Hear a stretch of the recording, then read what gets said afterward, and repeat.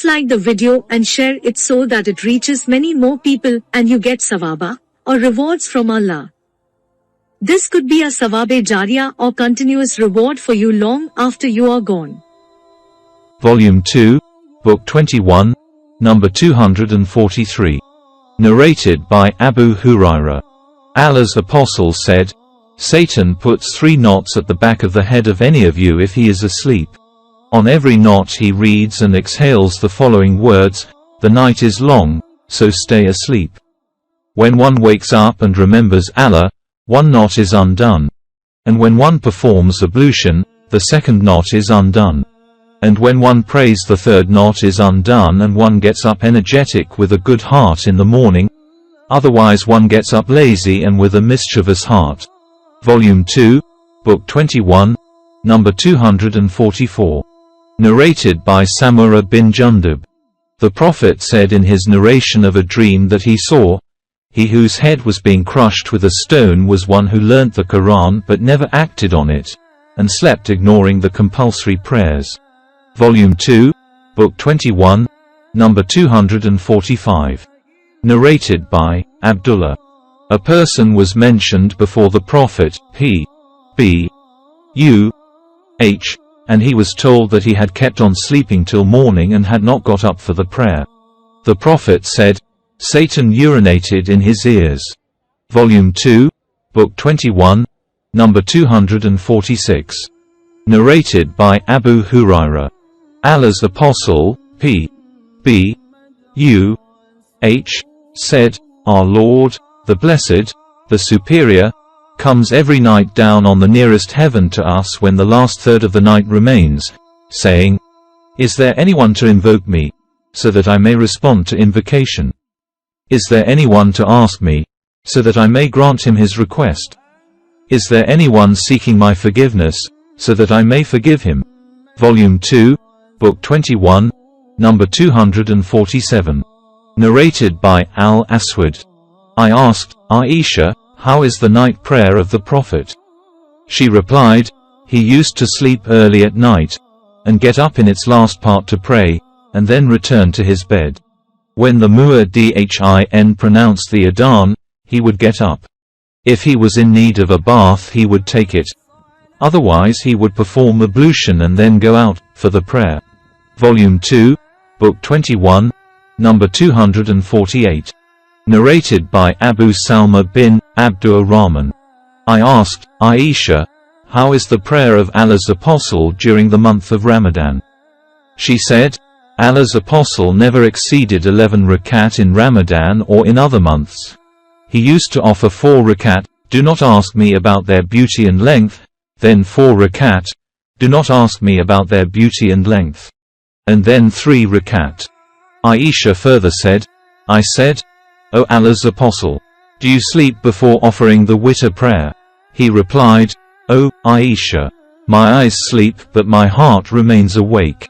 Volume 2, Book 21, number 249. Narrated by Aisha. I did not see the Prophet reciting the Quran in the night prayer while sitting except when he became old, when he used to recite while sitting, and when 30 or 40 verses remained from the surah, he would get up and recite them and then bow. Volume 2, Book 21, number 250. Narrated by Abu Hurairah. At the time of the Fajr prayer the Prophet asked Bilal, Tell me of the best deed you did after embracing Islam, for I heard your footsteps in front of me in paradise. Bilal replied, I did not do anything worth mentioning except that whenever I performed ablution during the day or night, I prayed after that ablution as much as was written for me. Volume 2, Book 21, number 251. Narrated by Anas bin Malik. Once the Prophet, P.B.U.H., entered the mosque and saw a rope hanging in between its 2 pillars. He said, What is this rope? The people said, This rope is for Zainab who, when she feels tired, holds it, to keep standing for the prayer. The Prophet said, Don't use it. Remove the rope. You should pray as long as you feel active, and when you get tired, sit down. Volume 2, Book 21, number 251. Narrated by Aisha. A woman from the tribe of Bani Asad was sitting with me, and Allah's apostle, P.B. U.H., came to my house and said, "Who is this?" I said, "She is so and so. She does not sleep at night because she is engaged in prayer." The Prophet said disapprovingly, "Do good deeds which is within your capacity, as Allah never gets tired of giving rewards till you get tired of doing good deeds." Volume 2, Book 21, number 252. Narrated by Abdullah bin Amr bin al-As. Allah's apostle said to me, "O Abdullah, do not be like so and so, who used to pray at night and then stop the night prayer." Volume 2, Book 21, number 253. Narrated by Ubadah bin as-Samit.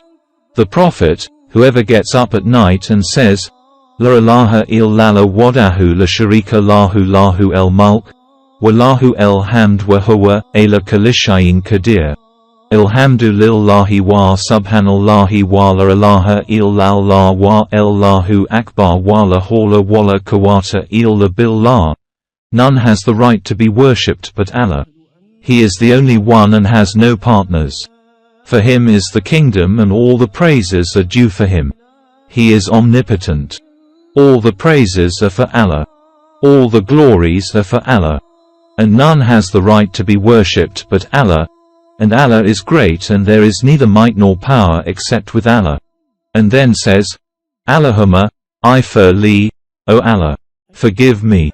Or invokes Allah, he will be responded to, and if he performs ablution and prays, his prayer will be accepted. Volume 2, Book 21, number 254. Narrated by Abu Hurairah. That once Allah's apostle, P.B. U.H., said, "Your brother, i.e., Abdullah bin Rawaha, does not say obscene," referring to his verses, "Amongst us is Allah's apostle, who recites his book when it dawns. He showed us the guidance, after we were blind. We believe that whatever he says will come true. And he spends his nights in such a way as his sides do not touch his bed, while the pagans were deeply asleep." Volume 2, Book 21, number 255. Narrated by Nafi. Ibn Umar said, "In the lifetime of the Prophet I dreamt that a piece of silk cloth was in my hand, and it flew with me to whichever part of paradise I wanted. I also saw as if two persons, i.e. angels, came to me and wanted to take me to hell. Then an angel met us and told me not to be afraid. He then told him to leave me." Hafsa narrated one of my dreams to the Prophet, and the Prophet said, "Abdullah is a good man. Would that he offer the night prayer, Tahajjud." So after that day, Abdullah bin Umar started offering Tahajjud. The companions of the Prophet, P.B. U.H., used to tell him the dreams that Laylatul Qadr was on the 27th of the month of Ramadan. The Prophet said, "I see that your dreams agree on the last 10 nights of Ramadan, and so whoever is in search of it should seek it in the last 10 nights of Ramadan."